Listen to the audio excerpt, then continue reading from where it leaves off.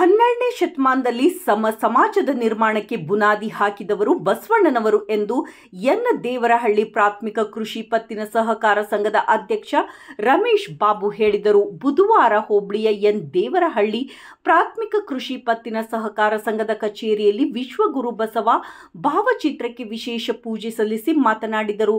ಸಾಂಸ್ಕೃತಿಕ ನಾಯಕ 12ನೇ ಶತಮಾನದಲ್ಲಿ ಬಸವಣ್ಣನವರು ಸಮಾನತೆಯನ್ನು ತಂದವರು. ಬಸವಣ್ಣನವರ ನಂತರ ಅಂಬೇಡ್ಕರ್ ಅವರು ಭಾರತ ಸರ್ಕಾರದಲ್ಲಿ ಕರಡು ಸಮಿತಿಯ ಅಧ್ಯಕ್ಷರಾಗಿ ಕಾನೂನನ್ನು ಜಾರಿಗೆ ತಂದವರು. ಬಸವಣ್ಣನವರ ಪ್ರೇರಣೆಯಿಂದ ನಾಡಿನ ಜನತೆ ಬಸವ ಜಯಂತಿ ಶುಭಾಶಯಗಳನ್ನು ತಿಳಿಸಿದರು.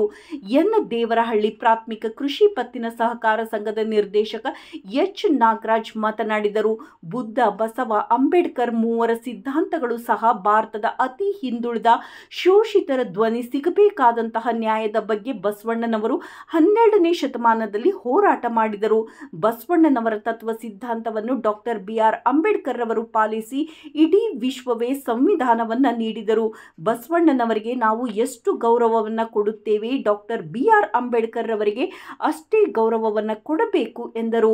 ಈ ಕಾರ್ಯಕ್ರಮದಲ್ಲಿ ಎನ್ ದೇವರಹಳ್ಳಿ ಗ್ರಾಮ ಪಂಚಾಯಿತಿ ಸದಸ್ಯ ಎಸ್ ಸಿದ್ದಪ್ಪ, ಪ್ರಾಥಮಿಕ ಕೃಷಿ ಪತ್ತಿನ ಸಹಕಾರ ಸಂಘದ ನಿರ್ದೇಶಕರುಗಳಾದ BH ಸಣ್ಣ ಸಿದ್ದಪ್ಪ, ಗ್ರಾಮಸ್ಥರಾದ ಸಣ್ಣ ಸಿದ್ದಪ್ಪ, ಕೆ ತಿಪ್ಪೇಸ್ವಾಮಿ, ಪ್ರಾಥಮಿಕ ಕೃಷಿ ಪತ್ತಿನ ಸಹಕಾರ ಸಂಘದ ಕಾರ್ಯದರ್ಶಿ ಟಿ ರಾಜಣ್ಣ, ಲೆಕ್ಕ ಸಹಾಯಕ ಕುಮಾರಸ್ವಾಮಿ ಇದ್ದರು. ವರದಿ KT ಓಬ್ಳೇಶ್, ನಲಗೇತನಹಟ್ಟಿ.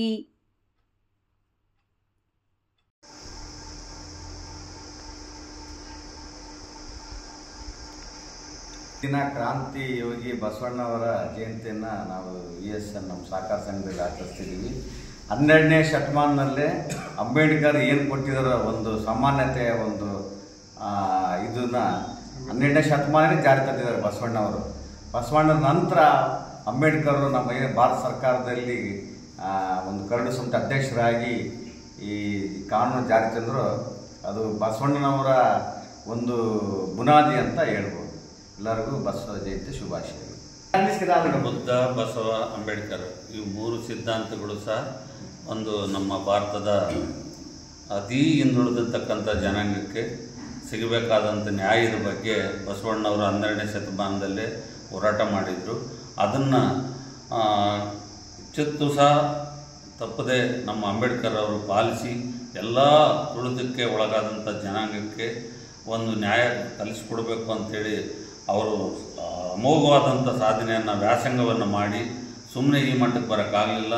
ಅಧ್ಯಯನ ಮಾಡಿ ಸಾಕಷ್ಟು ರಾಷ್ಟ್ರಗಳನ್ನು ಸುತ್ತಿ ಎಲ್ಲ ಜನಾಂಗದ ಒಂದು ಕುಂದುಕೊರತೆಗಳನ್ನು ಅವರು ಅಧ್ಯಯನ ಮಾಡಿ ನಮಗೆ ಒಳ್ಳೆಯ ಒಂದು ರಾಷ್ಟ್ರಕ್ಕೆ ಒಳ್ಳೆಯ ಒಂದು ಸಂವಿಧಾನನ ಕೊಟ್ಟಿದ್ದಾರೆ. ನಾವಿವತ್ತು ಬಸವಣ್ಣವ್ರಿಗೆ ಎಷ್ಟು ಗೌರವ ಕೊಡ್ತೀವೋ ಅಂಬೇಡ್ಕರ್ ಅವರಿಗೂ ಸಹ ಅಷ್ಟೇ ಗೌರವವನ್ನು ನಾವು ಕೊಡ್ತೀವಿ. ಬಸವ ಜಯಂತಿಯ ಈ ಶುಭ ಸಂದರ್ಭದಲ್ಲಿ ಬಸವಣ್ಣವರು ಹಾಕಿಕೊಟ್ಟಂಥ ಹಾದಿಯಲ್ಲಿ ನಾವೆಲ್ಲ ಸಾಗಬೇಕು ಅಂತೇಳಿ ಈ ಸಂದರ್ಭದಲ್ಲಿ ನಾನು ಕೇಳ್ಕೊಳ್ತೀನಿ.